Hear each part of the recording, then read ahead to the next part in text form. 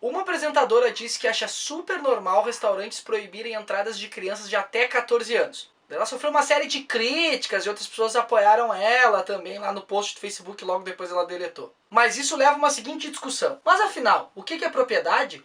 Vai botar aqui uma cerquinha. E essa aqui, ó, aqui é a cerca. E aqui é minha propriedade, tá? E aí, gurizada, beleza? Antes de começar o vídeo, assim, é necessário dizer que isso aqui são conceitos bem gerais, é uma forma bem geral, um apanhado bem geral sobre os conceitos de propriedade. Então quem entender um pouco mais sobre isso vai sempre ficar falando: ai, faltou coisa!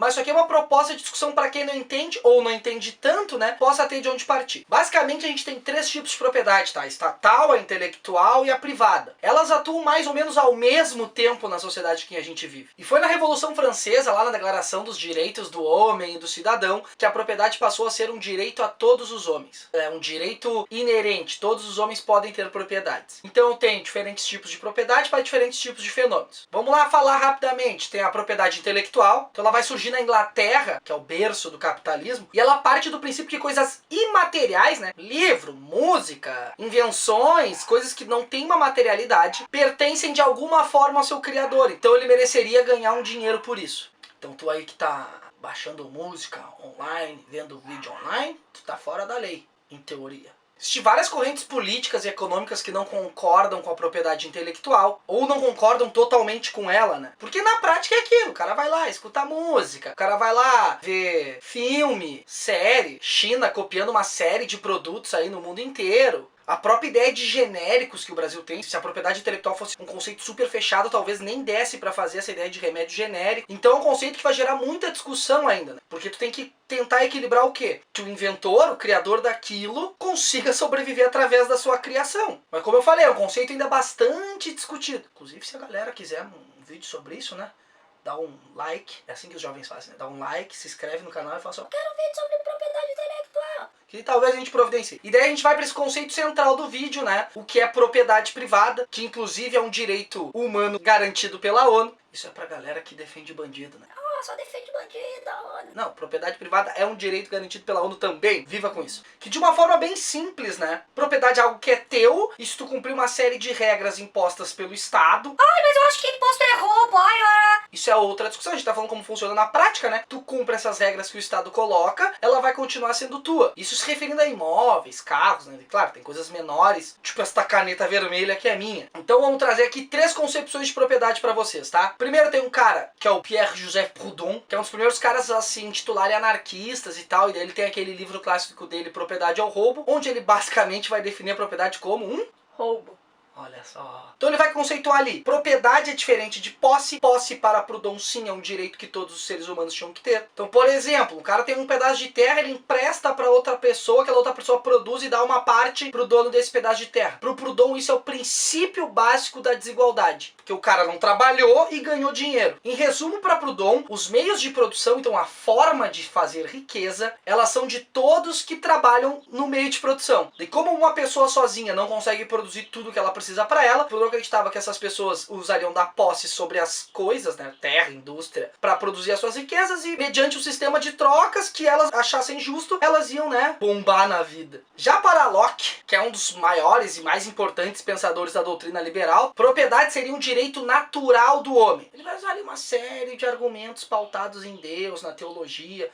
Isso vai desclassificar a pesquisa do cara. Não, era o contexto da época, tá? Isso que vocês têm que entender. E ele também entende a vida como propriedade. Então ele acredita que o governo, né, que é o que controlaria o Estado, ele tem como principal função a preservação da propriedade como objetivo principal do governo. É por isso que as pessoas entram em sociedade, porque elas têm uma garantia que o governo vai mediar e vai garantir as propriedades das pessoas. Então o governo que não respeitar isso, o direito à propriedade, o direito à vida das pessoas, ele pode ser legitimamente tirado do poder. E ele acreditava que se não tivesse o Estado, esses direitos não seriam garantidos. É aquilo que a gente chama de contrato social, né? Parte do Estado natural para a sociedade civil organizada. Ele via no trabalho o fundamento principal para se conseguir propriedade. É o trabalho do homem no estado natural das coisas que gera propriedade. Então o próprio trabalho é de propriedade do trabalhador. empregador, mas ele pode pegar esse trabalho, vender para uma outra pessoa, que daí o resultado desse trabalho vai ser propriedade da outra pessoa. Vamos chamar ele de empregador. E essa concepção mais ou menos é que prevalece até os dias de hoje, assim, essa que a gente chama democracia liberal, mais ou menos a gente tem essa concepção de propriedade. Mais ou menos não, é essa a concepção de propriedade que a gente tem. Então, pro Locke, propriedade é um direito natural e cabe ao Estado garantir que esse direito aconteça. Então, acumular propriedade é um direito, e é dentro desse pensamento do Locke, aí mais ou menos, tem outros autores também, mas dentro do pensamento dele, é que vai vir depois os outros pensadores que vão defendendo o Estado mínimo, né, que é aquele Estadinho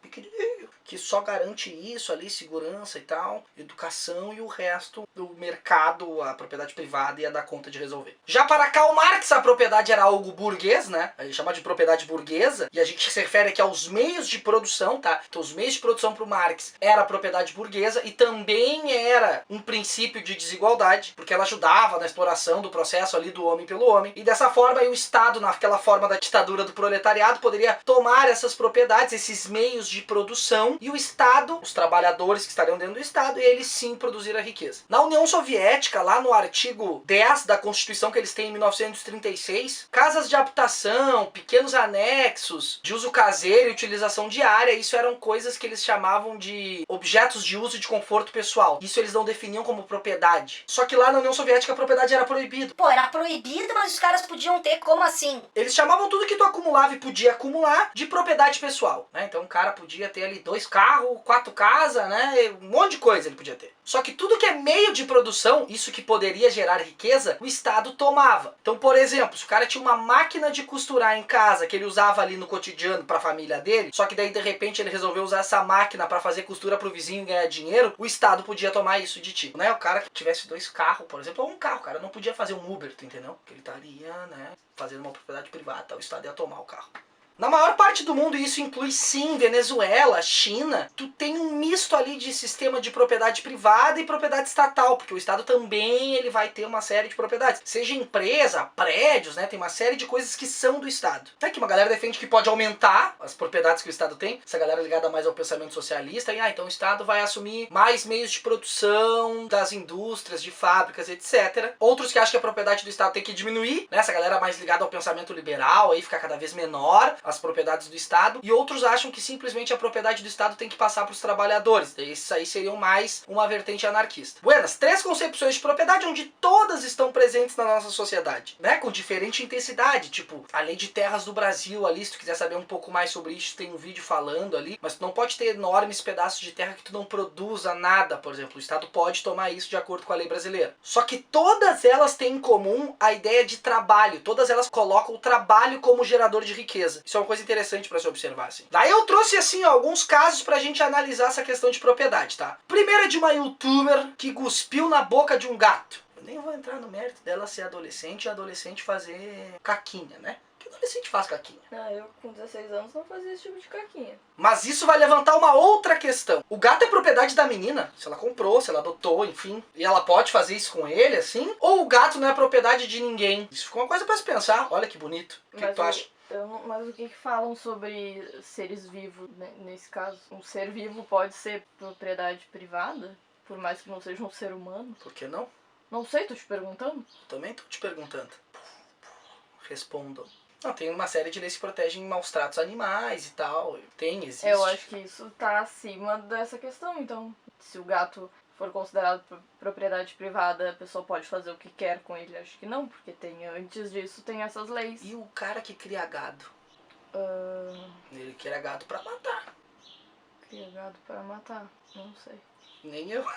Responde. E daí vai ter aquela apresentadora que a gente citou no início do vídeo, tá? Que ela defendeu a ideia de restaurantes aceitarem crianças a partir dos 14 anos, porque de acordo com ela, né, nenhum casal que deixa o filho com a babá merece ficar ouvindo choro de criança. Bom, se tu usa o conceito de propriedade privada que a gente viu, o que ela tá defendendo, na verdade, e a própria ideia do restaurante, tá certo de acordo com a lei. Pode um restaurante pegar e fazer esse tipo de proibição. Mas será que isso é moralmente aceitável? Qual é a moral e a ética dentro de um sistema de propriedade, assim? Será que o que ela fez tá certo? É pra eu responder? É. O que a apresentadora fez?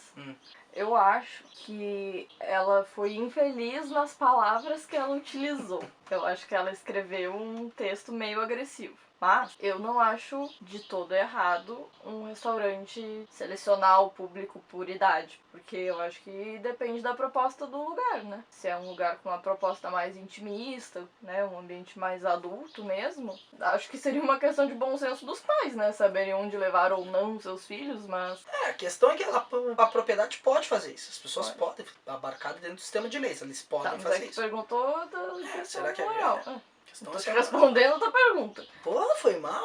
O que tu acha? Não acho nada. Não, tem que achar alguma O coisa. que eu acho? É que a gente não é pai também, é difícil opinar. Não, eu acho que eles vão... não sou pai e tal, isso fica bem claro. Por enquanto, eu acho. O restaurante pode fazer isso, tem que ver se vai ser aceito ou não, no sentido de mercado mesmo, né? Ganhar grana, se vão boicotar, tem que ver isso. Porque uma coisa que essa apresentadora falou não acho que isso precise ser regra. E eu acho que essa é a questão. A questão é que isso repercutiu era se isso era discriminação ou não. Ah, boa pergunta. É discriminação ou não? Existem bufês e festas que fazem preços diferenciados para homem e para mulher, tá? Homem paga mais caro, mulher paga mais barato. Uma transexual que se vê como mulher, que o subgrupo dela ali aceita ela como mulher, etc. Ela é uma mulher, mas ainda não tem a legitimação do Estado, né? Não tem os documentos, por exemplo, que dão esse suporte burocrático. Tem direito de mulheres nessas propriedades, uma festa, um buffet. Ou esses direitos vão ser sempre mediados pelo Estado? Era isso, gurizada. Dá as tuas respostas aqui nos comentários ou lá na página do Facebook, que também é bom que tu se inscreva lá. Me segue no Twitter e é sempre muito importante dizer pra vocês se inscreverem no canal. Ah, e dá umas outras sugestões de pauta aí que não sejam políticas, né? Fiquei cansado de falar nisso, sei lá, eu quero falar de Futebol. futebol, por que não, né? Vamos, meu Inter. Era isso, beijo no cérebro de todo mundo e tchau! Tu que ficou até aqui, vamos pensar o seguinte, ó. Isso aqui é uma propriedade, tá? E, teoricamente, o capitalismo é um sistema de trocas, né? Que são mediadas pelo dinheiro, assim, tipo, né? Eu não troco mais maçã por cabra. Eu medio através do dinheiro. Será que eu consigo trocar isso por algo maior e melhor e assim, sucessivamente, até ter uma casa? Sim! Vamos fazer o teste. Se tu viu até aqui, quer essa caneta vermelha e quer dar algo em troca pra ela, por favor, escreve lá nos comentários do Facebook e a gente vai tentar fazer essa troca. Agora acabou. Eu já não teve um cara que fez Cala a isso. boca, amor!